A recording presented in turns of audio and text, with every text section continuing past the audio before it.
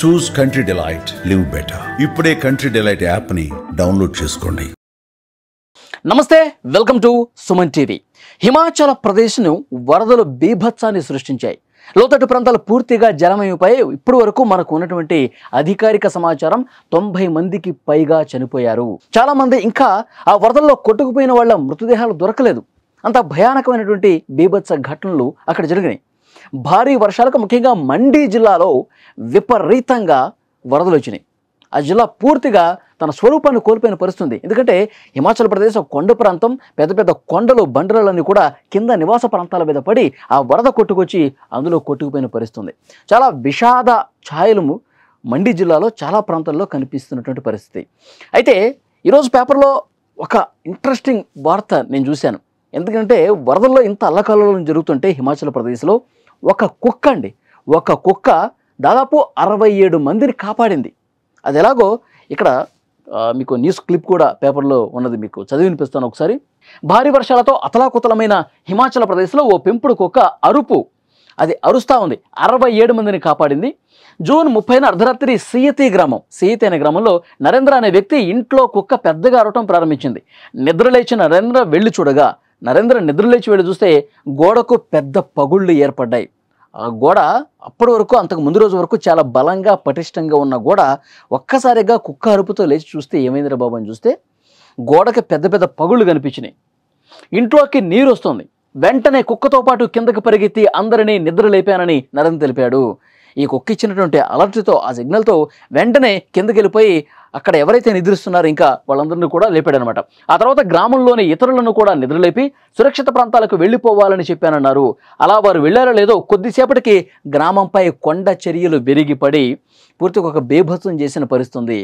అక్కడి నుంచి హుటాహుటిన అందరినీ నిద్రలేపుకుంటూ వెళ్తే అది కొండ ప్రాంతం, వర్షం పడుతూ ఉంది, వరద వస్తూ ఉంది, గోడ కూడా పగుళ్ళు ఏర్పడితే ఏదో జరగబోతుంది, వరదన్నా వస్తుంది, లేకపోతే బండరాళ్ళన్నా పడే అవకాశం. ఎందుకంటే ఆ వరద వస్తుంటే పై కొండ ప్రాంతంలో ఉన్న పెద్ద పెద్ద రాళ్ళు కూడా వరద కొట్టుకొస్తాయి. అక్కడ కింద నివాస ప్రాంతాల మీద పడితే అందరూ స్మాష్ అయిపోతారు కదా. సో అట్లా ఆ కుక్క అరుపు విని ఆ పగిలినటువంటి గోడను చూసి అందరినీ ఒక్కసారిగా నిద్ర లేపాడనమాట. 67 మంది సురక్షిత ప్రాంతాలకు వెళ్ళిపోతే వాళ్ళు వెళ్ళిపోయిన కొద్దిసేపటికి పెద్ద పెద్ద బండరాళ్ళు వరదతో పాటు కొట్టుకొచ్చి కింద ఇళ్ల మీద పడి మొత్తం ధ్వంసం అయిపోయినాయి. లేదంటే 67 మంది సజీవ సమాధి అయిపోయేవాళ్ళు.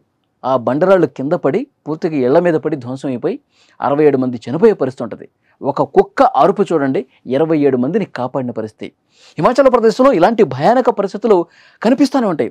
వర్షాకాలంలో ముఖ్యంగా కొండరాళ్ళు కొట్టుకొచ్చినప్పుడు, వరదలో ఈ విధంగా పెద్ద పెద్ద రాళ్ళు కొట్టుకొచ్చినప్పుడు చాలామంది చనిపోయిన ఘటనలు గతంలో మనం చూసాం.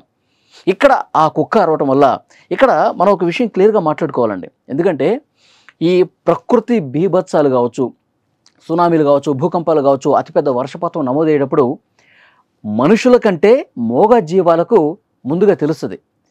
ఆ ప్రకృతి బీభత్సాన్ని పసిగట్టేటువంటి ఆ నైపుణ్యం అనేది మూగజీవాలకు ఎక్కువగా ఉంటుంది. వేగంగా మూగజీవాలు పసిగడతాయి. ఈ కుక్క అరుపు కూడా అలాంటిది. వెంటనే నరేంద్ర నిద్రలేచిన వెంటనే అతను అందరినీ, గ్రామం మొత్తం కూడా, ఆ కాలనీ మొత్తం కూడా అలర్ట్ చేసినటువంటి పరిస్థితి. 67 మంది ప్రాణాలు దక్కించుకున్నారు. మనం చాలా సందర్భాల్లో చూసాం, సునామీ వచ్చే ముందు పైన పక్షులు తిరుగుతూ ఉంటాయి, శబ్దాలు చేస్తూ ఉంటాయి. మనం చిన్నప్పుడు కూడా ఊళ్ళల్లో చూస్తే బాగా మేఘవృతం అయినప్పుడు తూనేగలు తిరుగుతూ ఉంటాయి. అంటే వర్షపాతం వస్తుంది, ప్రకృతిలో ఒక మార్పు కనిపించిందని ఒక సంకేతం పంపిస్తాయి అన్నమాట, పక్షులు కావచ్చు, జంతువులు కావచ్చు. సో డెఫినెట్గా ఈ కుక్క అరుపు అనేది ముందుగానే పసిగట్టింది, ఏదో జరగబోతోంది, ప్రకృతి విపత్తు రాబోతుందని. వెంటనే అలర్ట్ అయిన నరేంద్ర 67 మందిని నిద్రలేపి కాపాడిన పరిస్థితుంది. ఇక్కడ కుక్క 67 మందిని రక్షించింది. సో ఈ వార్త మీ అందరికీ చూపించాలనుకున్నాను. ఎందుకంటే మూగ జీవాలు ఎలాంటి పాత్ర పోషిస్తే మనుషుల ప్రాణాలు కాపాడటంలో అన్నది కూడా ఇక్కడ మనం అర్థం చేసుకోవాలి.